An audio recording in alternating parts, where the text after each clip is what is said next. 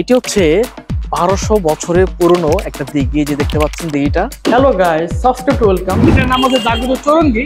এটা হয়তো অনেকে জানে না, 700 বছরের পুরনো। এটা আমি শুনে অবাক হয়ে যাচ্ছি। Hello guys, welcome to subscribe. Hello guys, subscribe to welcome. কি বলতেছে এগুলো? ও, hey channel, welcome to my guys. What's up guys, it's me your boy Sanshtan and welcome to vlog 10. So guys, আজকে গাজীপুরের অ্যানসেন্ট প্লেস যেগুলো আছে, hidden ancient place, সেগুলো আপনার সাথে শেয়ার করার চেষ্টা করব, যেগুলোর নাম এখন পর্যন্ত আপনারা অনলাইনে দেখেননি কিংবা এখন পর্যন্ত শুনেননি। আপনি গাজীপুরে থাকেন, এরকম নাম কখনো দেখেননি। So let's go. What's up guys, it's me Sanshtan. So guys, আজকে আমার সাথে ট্রাভেলার হিসেবে যাচ্ছে শুভ। আমি দেখে দিচ্ছি, এই যে শুভ। সো কেমন লাগছে আজকে তোমার? আজকের ফিলিংসটা খুবই ভালো লাগছে, কারণ আমি বাসা থেকে বেশি বের হই না, আর গাজীপুরে থাকি, কিন্তু গাজীপুর সম্পর্কে এত ধারণা আমার নাই যে কোন জায়গায় কি আছে, এটাই আমার জানা নেই। আচ্ছা, অনেক দেরি হয়ে গেছে, সো এখন বেরোতে হবে। হ্যাঁ, লেটস গো।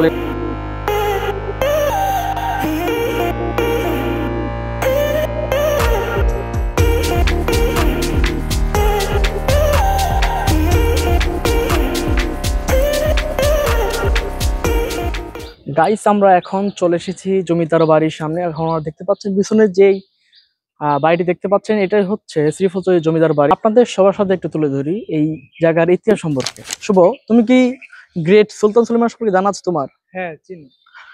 সেই সুলতান সুলেমান তুরস্কে থেকে ইসলাম প্রচার করার জন্য 4 জন গাজী পাঠিয়েছিল আমাদের এই কালিয়াকৈরে, এবং সেখান থেকে তালিব গাজী, যার নাম অনুসারে গাজীপুর নামের বিস্তৃতি হয়, এবং তার পরগনায় নেওয়াজ খান এবং নেওয়াজ খানের সন্তান রহিম নেওয়াজ খানের প্রতিষ্ঠা এটি।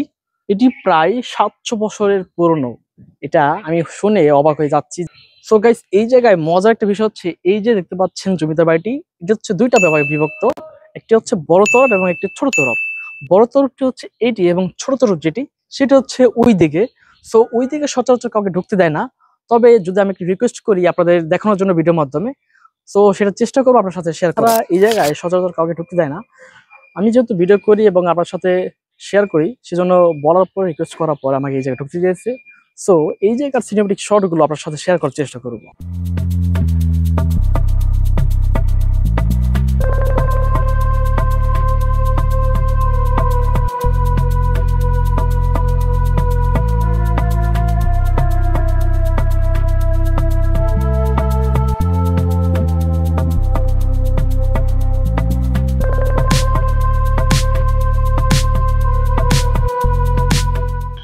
এখন আমরা যাবো হচ্ছে জাগ্রত চৌরঙ্গী, তারপর যাব রাজবাড়ি এবং রাজদিঘি, এবং সেইখান থেকে রাজশ্মশান।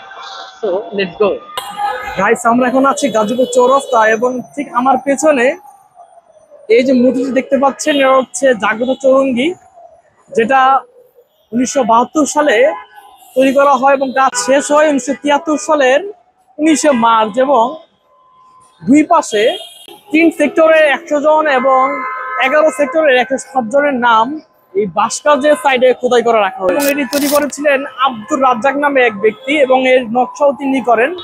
গাইস, এই হচ্ছে আমাদের গাজীপুরের চৌরাস্তার মধ্যে যে ভাস্কর্যটি দেখতে পাচ্ছেন, এটার নাম হচ্ছে জাগ্রত চৌরঙ্গী।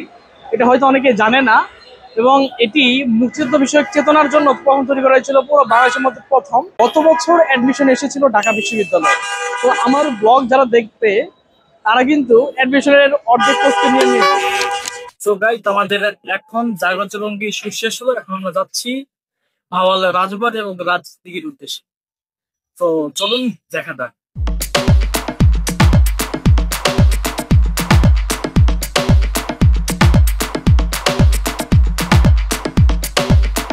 গাইস, এখন আমরা আছি ভাওয়াল রাজবাড়ির সামনে, যেটা বর্তমানে জেলা প্রশাসকের কার্যালয় নামে পরিচিত। ব্রিটিশরা 1878 সালে কালীনারায়ণ রায় চৌধুরীকে রাজা হিসেবে উপাধি দেন, এবং তার উত্তরাধিকারী রাজেন্দ্র নারায়ণ রায় এই এস্টেটটি তৈরি করেন। এবং এই এস্টেটের একটা ইতিহাস আপনাদের যদি একটু বলি, যখন রাজাকে দাহ করা হয়, তার ঠিক 12 বছর পরে সন্ন্যাস হয়ে আবার ফিরে আসেন, এবং সেই জন্য সন্ন্যাসী মামলায় এই অ্যাসেটটি প্রায় ধ্বংসের মতো সৃষ্টি হয়। সন্ন্যাসী মামলা হওয়ার পর এটি শেষ হয়ে যায় এবং এর কাজ শেষ হতে থাকে এবং ভাওয়াল রাজা শেষ হয়ে যায়। কিন্তু গাইস, মজার বিষয় হচ্ছে কালীনারায়ণ রায় তার স্ত্রী ছিল আবার রানী বিলাসমণি দেবী। তিনি ছিলেন শিক্ষিকা এবং শিক্ষিকা হওয়ায় তার নামানুসারেই একটি স্কুল তৈরি করা হয়, যেটি বর্তমানে গাজীপুরের মধ্যে শীর্ষস্থানীয় স্কুল রানী বিলাসমণি বালক উচ্চ বিদ্যালয় নামে পরিচিত। সো গাইস, এই জায়গাটিকে এখনো মানুষ ইট পাথরের দালান মনে করে, কিন্তু এই রাজবাড়িটি এখন স্মরণ করে দেয় যে তিনি রাজবাড়ি, তিনি ইতিহাস, তিনি ভাওয়াল রাজবাড়ি, তিনি গাজীপুরের ঐতিহ্য। গাইস, আমার পিছনে যেই কক্ষগুলো দেখতে পাচ্ছেন এগুলো হচ্ছে ভাওয়াল রাজাদের জন্য ছিল ভাওয়াল কক্ষ, এবং এইগুলো তার স্ত্রী, সন্তান কিংবা আত্মীয়স্বজন থাকতো। গাইস, আমরা ভাওয়াল রাজবাড়ি আসছি, আর ড্রোন শট দেখবো না, একই হয়। চলুন দেখে নেই পাখির চোখে ভাওয়াল রাজবাড়ি।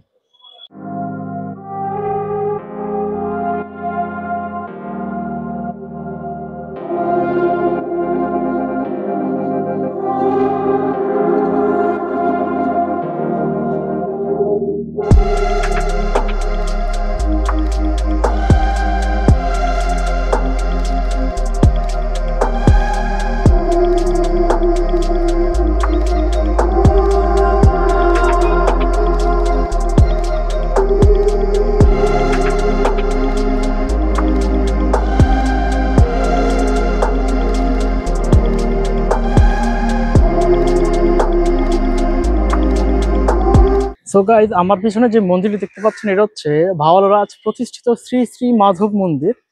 এটিও কিন্তু ভাওয়াল রাজার জন্য ব্যবহার করা হতো। গাইজ, গাজীপুরে যে ভাওয়াল এস্টেট এবং ভাওয়াল রাজবাড়ি এবং প্রত্নতাত্ত্বিক স্থান যেগুলো ছিল সেগুলো প্রায় ভিডিও শেষের দিকে। আমরা এখন যাব হচ্ছে ভাওয়াল রাজ শ্মশান এবং তারপরে যাব শ্রীপুর ওয়াদ্দা লেগে। সো চলুন, লেটস গো।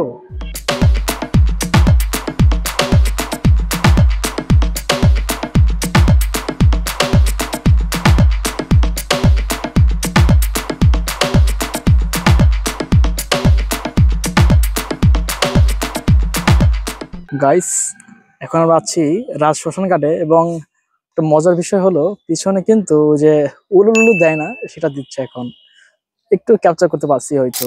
গাইস, এখন আমরা আছি ভাওয়াল রাজবাড়ির পাশেই অবস্থিত ভাওয়াল রাজ শ্মশান ঘাট। এটি ভাওয়াল রাজবাড়ি থেকে প্রায় 2 থেকে 3 কিলোমিটার দূরে, এবং আপনারা জানেন 20 শতকের একটি গুরুত্বপূর্ণ মামলা, সন্ন্যাসী মামলা, ভাওয়াল সন্ন্যাসী মামলা, যেটা আপনারা নাম শুনেছেন।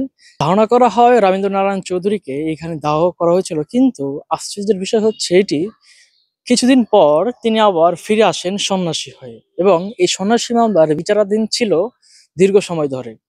বর্তমানে এই দৃশ্যটি শুধু ঐতিহ্যের প্রতীক নয়, এটি ভাওয়াল রাজবাড়ির জন্য একটি ইতিহাসের কাহিনী আজ আমাদের মধ্যে বিজড়িত।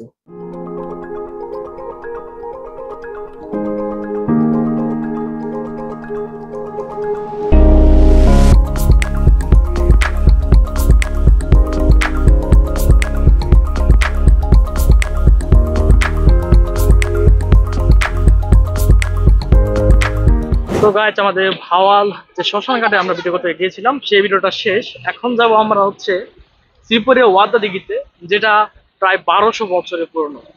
তো এখন ওইদিকে এগিয়ে যাচ্ছি।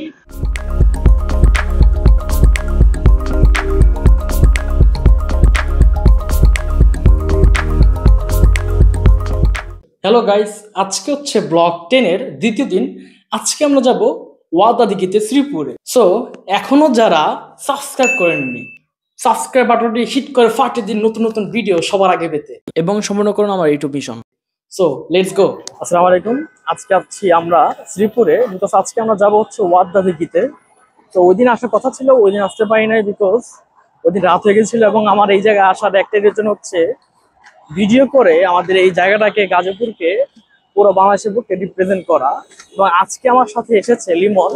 সো কেমন লাগছে তোমার? অনেক ভালো লাগছে, একটা সুন্দর জায়গা দেখে জায়গায় যাবো।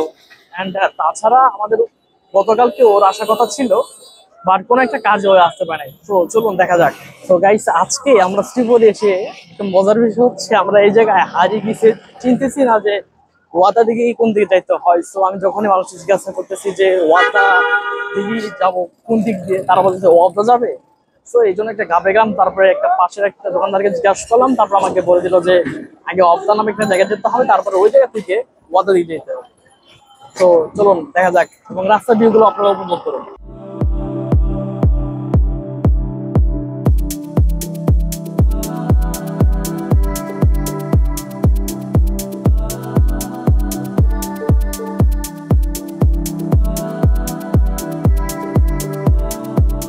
গাইস, এখন আমরা আছি আদিত্যবালের দিঘি, যা বর্তমানে ওয়াদা দিঘি নামে পরিচিত।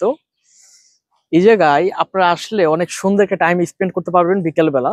তো এই জায়গায় একটা কাহিনী হচ্ছে যে এই জায়গায় দিঘির পশ্চিম পাশে 50টি পরিবার আছে, যারা ভূমিহীন পরিবার, যারা বর্তমানে এই দিঘির দায়িত্ব পালন করতেছে। এবং এই জায়গার দক্ষিণ পাশে, ঠিক দক্ষিণ পাশে 500 বছর পুরনো একটা মঠ আছে, মানে যেখানে মানুষ সমাধি করা হয়। সুলতানি আমলে একজন ইসলাম প্রচার করতে এসেছিলেন, যার নাম ছিল ওয়াদ্দা, এবং সেই আদিত্যপালের দিঘি তার নাম অনুসরণ করে এই নামকরণ করেন ওয়াদ্দা দিঘি। তো আমার পাশেই দেখতে পাচ্ছেন বিশাল এক ঈদগাহ ময়দান, যা শ্রীপুরের মধ্যে বৃহৎ ঈদগাহ ময়দানের মধ্যে একটি, এবং এই জায়গার ল্যান্ডস্কেপ ভিউটা আপনারা এখন ভিডিওর মাধ্যমে দেখবেন।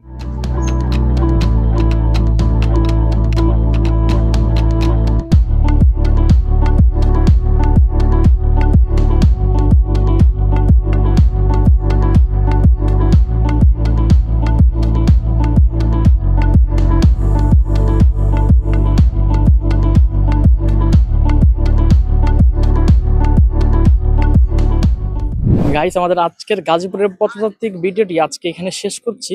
যদি ভিডিওটি ভালো লেগে থাকে তাহলে লাইক করতে পারেন, এবং যদি আমাকে সাপোর্ট করতে চান তাহলে সাবস্ক্রাইব করতে পারেন।